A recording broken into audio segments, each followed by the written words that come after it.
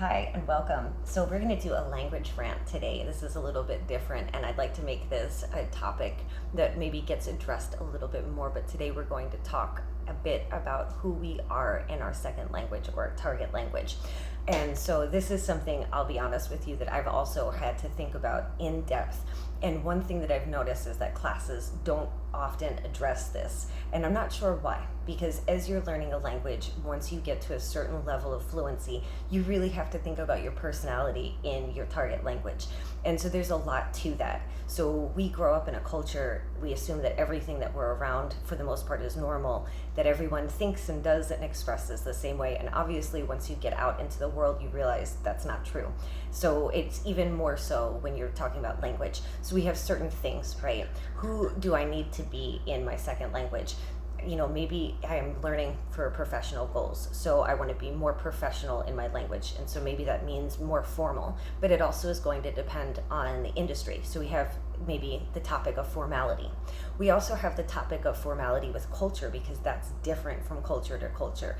From living in Costa Rica to living in Philadelphia in the States, I can tell you there's a big difference in what's considered, rude and what's not, right? So that's culture. So I have to think about how I'm interacting in my new culture, right? And how much am I willing to change? Because maybe some things I really like about my personality, but I also have to be successful at work. So that's something to really think about and also listen for in conversations, to maybe see how other people are expressing things and how formal they're getting, right? So give you some idea for what is appropriate and what you're willing to do in your second language. There are other topics too, though. There are things like whether you're coming from an implicit or explicit language background. And so you can look more about this topic on the internet if you like, if you're interested. But basically some cultures express things extremely directly, and then other cultures do not. And then there are also cultures, most of us, that have a mix of these traits, and you have to learn when it's appropriate to be really direct and when you have to pull back and maybe not be as direct. And these might be in big conflict to what you're used to in your native language and expressing in your culture. And so there's things to think about, because some of it might feel very uncomfortable at first. Ooh, I'm being too direct, but that's the culture you're learning in, right? And so you want to adapt a little bit.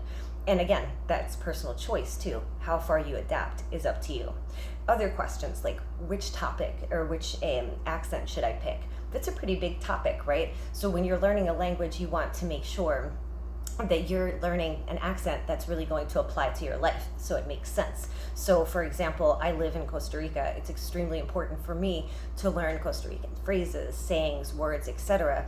Learn how to use vos instead of tú, because it's more widely used here, those kind of things. So you want to think about that as well. What are your motivations for learning? Where will you be using your language? And then really what skill set is going to be required for that, and what accent is going to be required, and what modifications to what you might hear in class are you going to need to make too.